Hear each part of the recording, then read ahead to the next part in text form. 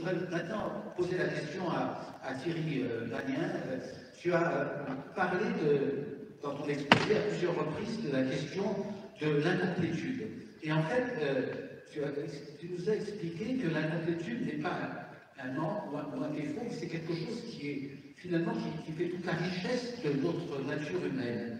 Est-ce que tu peux développer un peu ce point justement de l'importance de l'incomplétude, finalement de l'inconnaissance dans notre dimension humaine? Alors, je pense que la posture de l'incomplétude, elle est pas confortable. Hein. Elle n'est pas confortable parce que ça dépend comment on a été élevé, mais on aime bien aller à des certitudes. Et d'une certaine manière, l'incertitude fait toujours peur parce que voilà, il y a une forme d'instabilité liée à l'incertitude. Et en même temps, on sait que l'évolution des idées, des pensées et finalement de la liberté, c'est une dynamique justement. Et que l'incomplétude, qui est une posture où à la fois on avance et on comprend de mieux en mieux, et on accepte, non pas de manière passive, mais de manière active, que quelque chose nous échappe et qui est de l'ordre de l'inatteignable, laisse une liberté, me semble-t-il, de travail, et d'humilité aussi de travail, qui est bonne pour le dialogue, pour accueillir d'ailleurs des interprétations différentes comme on en a eu ce matin, ne pas se figer simplement sur une certitude justement, et en même temps ne pas relativiser tout, hein, parce que j'ai bien insisté là-dessus, et c'est important de le dire, la posture d'incomplétude n'est pas le relativisme généralisé des idées, pas du tout, hein, car il va falloir toujours, en science en particulier, prouver, montrer, rejeter ce qui ne tient pas la route. En même temps, c'est une posture de dialogue à l'intérieur des sciences, et c'est aussi une posture de dialogue si je reconnais que quelque chose m'échappe, comme scientifique, je vais pouvoir dialoguer avec Marcel. Tout à l'heure, des choses magnifiques déjà là-dessus, y compris d'ailleurs en regardant les dessins. Je vais pouvoir dialoguer avec des tenants des spiritualités, chacun dans leur domaine, non pas chercher des convergences immédiates, mais en tout cas une recherche de quelque chose que personne n'a au total. Hein. Et je pense que c'est une des postures très intéressantes, y compris d'ailleurs pour un théologien. Il doit pouvoir reconnaître aussi une certaine forme d'incomplétude dans le dialogue interdisciplinaire. Et c'est une question de sens qui me semble-t-il possible. Dans le domaine de l'éducation, peut-être que c'est particulièrement intéressant aussi. Merci,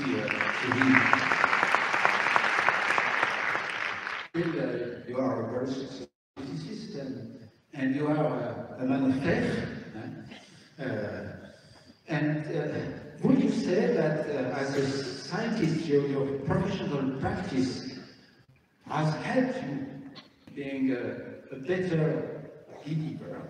Or is there any kind of connection between the two activities during your life? Well, is it something which can help being a believer or improve the nature of the belief that one has with respect to God? I think that many people who begin their lives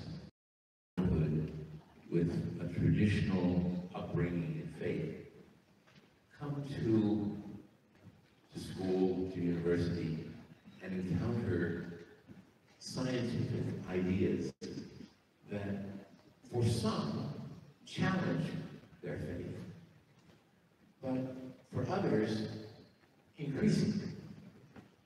I never felt that what I learned about science challenged my faith. What I found was that the more I learned about science, which is to say the more I learned about the created universe, the greater appreciation I had for God's greatness and God's glory. And so, if you take that attitude, that everything that you learn about nature is adding to your understanding of God's glory, it makes scientific research into a holy endeavor.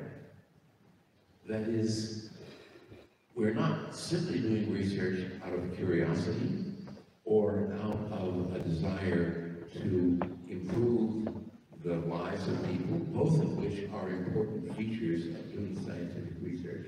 We're also doing research to reveal more of God's glory. And so I think that that feature of religious faith enriches what I do as scientists. I think that having religious faith that, as I think all religious faiths, give you clear ideas about the way in which you're supposed to behave in your relationships with others. And so, one of the things that tells me is that I need to be open, honest, generous, kind in my relationships with other people also engaged in this wonderful enterprise of scientific research. I need to be sure to give credit to my competitors. I need to be sure to give opportunities to my students. I know some scientists who don't do a very good job of that, and I try to do as good a job as I can of that. So that's another way in which my faith influences everything. Thank you very much. Alors, avant de donner le mot de la fin à Inès, je vais me tourner vers Emmanuel, parce que je trouve très intéressant tout ce qu'Emmanuel nous a dit, et j'aimerais bien qu'il se positionne par rapport à ces grands débats qui ont existé dans l'histoire de la philosophie depuis 25 siècles, hein, entre le dualisme, le monisme.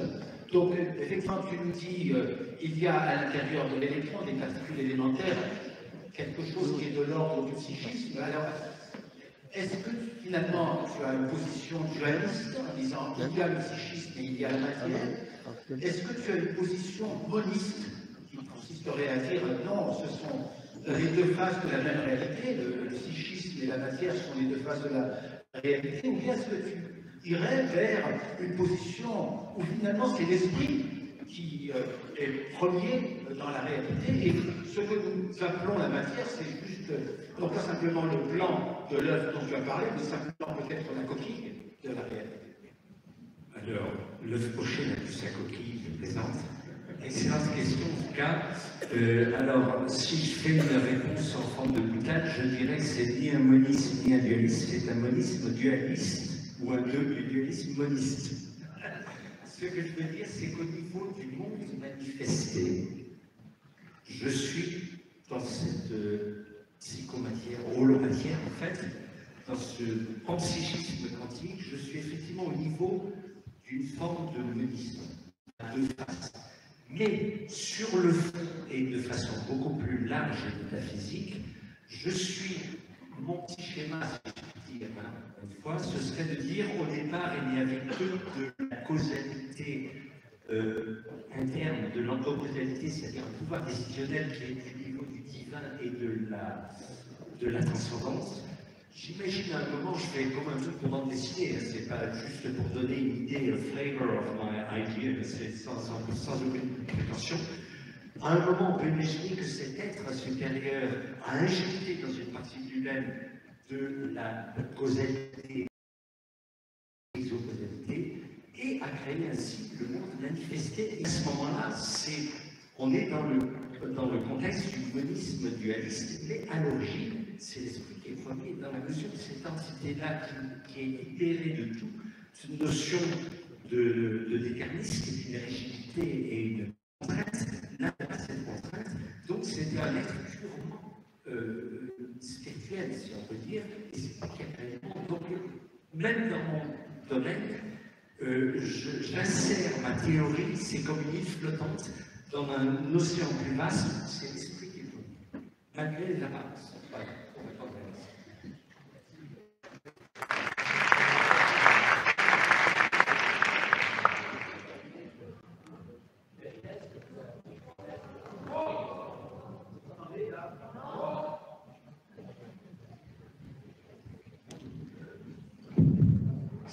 Voilà. Donc, Inès, tu as développé ces aspects de la spiritualité islamique, et en particulier l'idée qu'il y a une unité de l'être, hein, le wujud, c'est un mot complexe, tu en as parlé un petit peu, c'est un mot qui veut dire ce qu'on trouve, c'est l'être, hein, c'est ce qu'on trouve, ce qui est trouvé, ce qui nous saisit dans l'expérience immédiate également. Il y a toute une interprétation faite par les grands maîtres de la spiritualité musulmane. Et j'aimerais bien que tu reviennes sur ce que tu as dit à la fin à propos de l'intuition, hein, de l'intuition de l'œil du cœur. On a parlé des pères fondateurs de la physique quantique qui avaient eu ces intuitions finalement de ce caractère absolument révolutionnaire de la physique. Et puis à la fin, tu as aussi évoqué d'autres cheminements intuitifs, des cheminements de connaissance, des cheminements de contemplation de la beauté. Est-ce que pour conclure cette belle matinée, tu peux nous parler de ce cheminement de connaissance à travers l'intuition, à travers l'œil du cœur? Alors en fait, merci beaucoup pour la question. Le cœur n'est pas du tout réduit à l'organe. Le cœur, c'est vraiment le lieu où on peut. Est-ce qu'ils n'avaient pas des cœurs avec lesquels ils perçoivent? C'est une perception, je dirais, bien supérieure à la rationalité.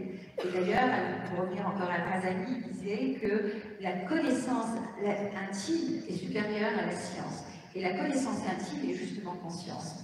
Alors évidemment, le mot conscience peut être utilisé dans différents contextes. On ne doit pas le réduire.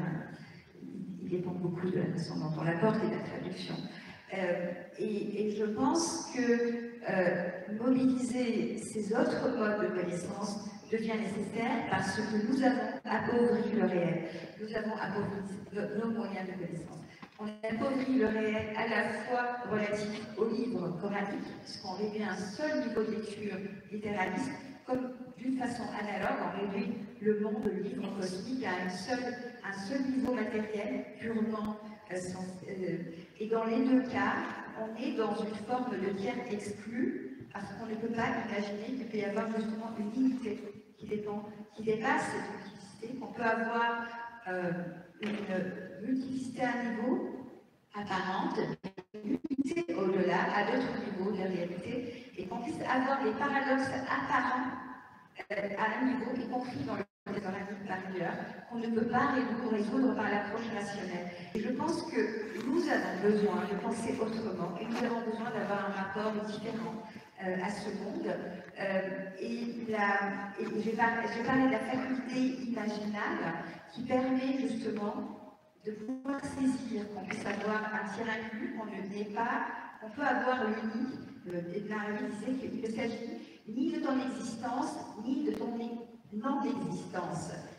Donc c'est la négation simultanée.